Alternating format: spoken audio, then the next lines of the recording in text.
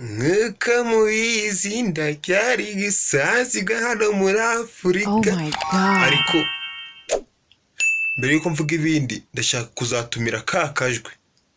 Umva kakajwe ndagutumiye. Oh my God. Ndagutumiye tariki 17 z'ukwa kane. Fita karori.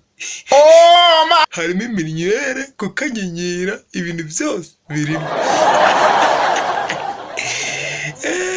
Kuko abantu benshi basigaye bavuga ngo turasa, sibyo? Ngo turasa, ngo umenye turi n'impanga. Nk'uko mubizi ndacyari mushyashya no muri Amerika. Si uko kujya uvuga. Rukumva rero byose nanjye nabikora. Cyangwa se uzajya umbwira njye nkora video nk'izawe maze ubundi bazahita bagukimbiza.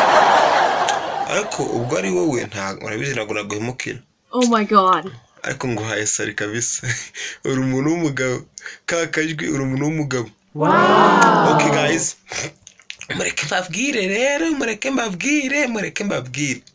Hari umugabo witwa Gatari Fred. Uyu mugabo akora ibintu n'icyo mbese yigisha neza n'umwarimu mwiza. Mureke mubyumve neza. Noneho iyo ageze mu kwigisha menye n'umwana avutse uwo munsi menya ahita afata kuko ngewe ibi muri kubona byose mba ndimo gukora niwe wabinyigishije. Gatari Fred nangutereye sare.